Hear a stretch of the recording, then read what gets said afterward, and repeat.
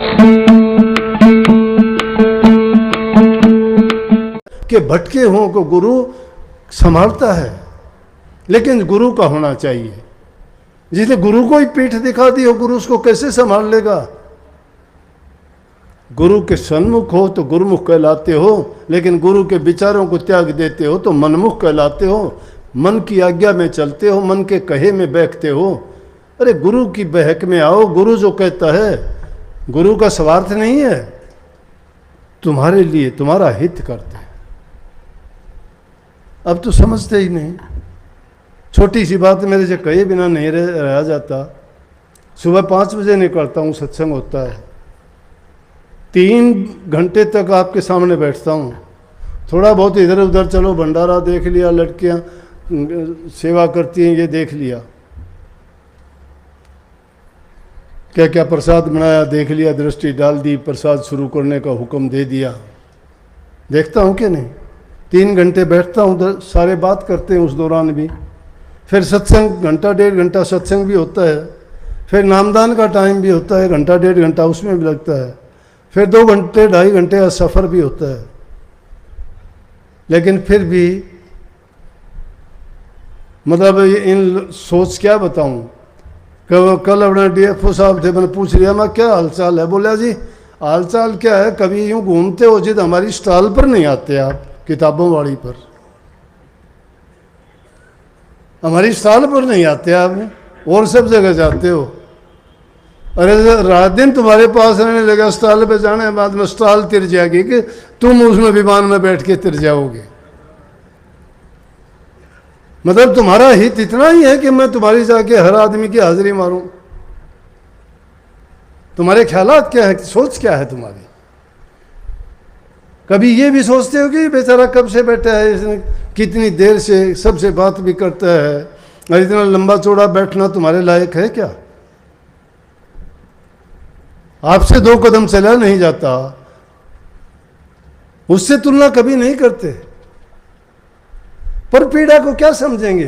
बोलो, इंसान अपना ही हित चाहता है सारा, और उसमें क्या हो जाएगा अगर 1 सेकंड के चला गया? हो सकता है मैं तुम्हारे पास नहीं जाऊं, लेकिन तुम्हें तरीका बता दूंगा, तुम मुझे अपने दिल में बैठा लो ना, कहां जाऊंगा। सूरदास जी ने किया था ऐसा। सूरदास जी पीछे की जिंदगी अंधे हो गए थे, और वो श्री कृष्ण जी उनका इष्ट था, उनके बारे में पद लिखा करते थे। तो पद लिखते लिखते पहले लिखते थे तो उनमें लिखते थे सूर, नीचे के पद में अपना नाम सूर लिखते थे।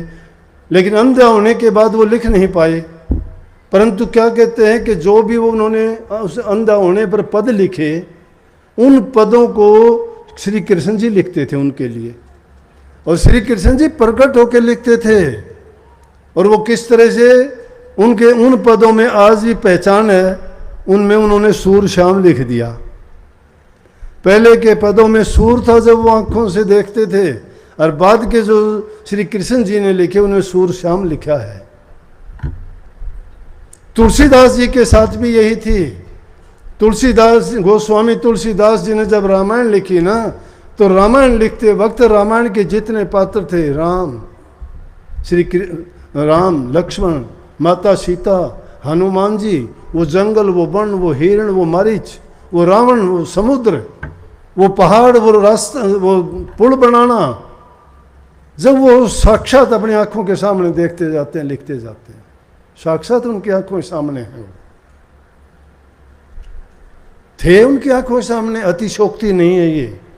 जिस चीज में आदमी इतना रम जाता है वो उसी का रूप हो जाता है, उसके सिवाय दूसरी चीज देखता ही नहीं है।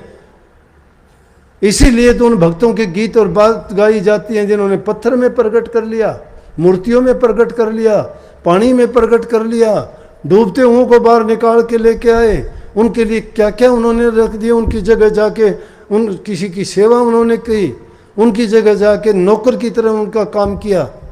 किसने कर दिया? परमात्मा एक नहीं है। इसलिए उनको अपनी एक बुलाने की बजाय अपने हृदय में बिठा लो न। तो एक दिन कहते हैं सूरदास जी को घूमने के लिए बाहर भी ले जाया करते, डील डोल करने जाते, जब टॉयलेट करने जाते तो सूरदास जी को लेके जाते, उंगली पकड़ के बाहर ले जाते। जब वो वहाँ से फारिग होके आते, घर आके छोड़ के चले जाते, लेकिन बोलते नहीं कुछ भी। सूरदास जी ने एक दिन सोचा कि ऐसा कौन इतना परोपकारी है जो मेरी इतनी मदद करता है, मुझे लेके भी जाता है और वापस छोड़ के जाता है और बोलता तक नहीं है, बड़ा अच्छा इंसान है। लेकिन एक दिन सोचते सोचते ख्याल आया कि हो न हो ये तो श्री कृष्ण जी हो सकते हैं। बोला कि आज देखूंगा। जब उसको एक दिन, अगले दिन जब वो छोड़ के चलने लगे, हाथ छुटाने लगे, हाथ जोर से पकड़ लिया। अब परमात्मा का हाथ कौन पकड़ सकता है? पकड़ रखा था, जब पकड़ रखा था वो तो शक्ति है। उसने तो हाथ पकड़ने की कोशिश की, उसने हाथ को झटका दे के चल दिया। बोला हाथ छुड़ा के जात और निर्मल जान मोए, दिल से मेरे निकलोगे जब जानूंगा तो ये। बोला कि हाथ छुटा के मुझे निर्बल और मुझे दुर्बल समझ के आप जा रहे हो, लेकिन मेरे हृदय से निकल के दिखा दे, फिर मान जाऊंगा। तो अपने हृदय में क्यों नहीं बिठा लेते? अपने हृदय के अंदर नहीं रखते हो, पाखंडवाद में ज़्यादा विश्वास करते हो।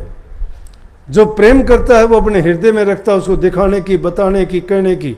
अरे जिससे तुम प्रेम करते हो उसके गीत गाते फिरते हो क्या? उसका प्रचार करते हो, डोंडी पिटवाते हो क्या? गुप्त रखते हो उसको, तो नहीं बताता, कोई नहीं बताता किसी से। कौन बताएगा अपने प्रेमी की बातें? प्रेम नहीं है, पाखंड है। प्रेमा भक्ति नाम इसीलिए है इसका। और गुरु के साथ जो भक्ति की जाती है प्रेमा भक्ति होती है।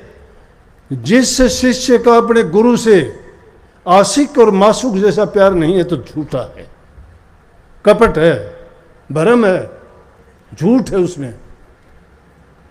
प्यार जिसने अपने गुरु से किया वो बता सकता है ये बात, जिसने अपने गुरु को जाना है।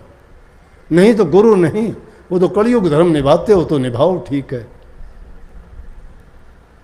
गुरु से प्यार हो और वो गुरु के बारे में कुछ सोच ले, गुरु के बारे में कुछ सुन ले, ना, नहीं सुन सकते। इसका मतलब गुरु के बारे में उसके वही ख्याल हैं जो उसको दूसरा कहता है। उनके ख्याल में ख्याल मिलते हैं। अंग्रेजी में कहावत से birds of a feather flock together. एक जैसे आदमी जो होते हैं वो एक जैसी बातों में रह के उन्हीं में वो वैसी बातें करते हैं। गुरुमुख और मनमुख कभी नहीं मिल सकते।